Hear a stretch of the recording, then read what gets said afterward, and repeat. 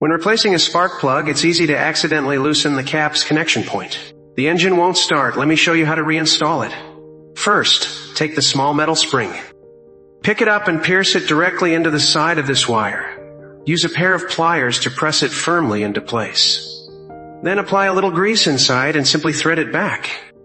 Next, after threading it through, connect it directly back, give it a twist to align it, and install it securely. Watch this. Now it starts right up.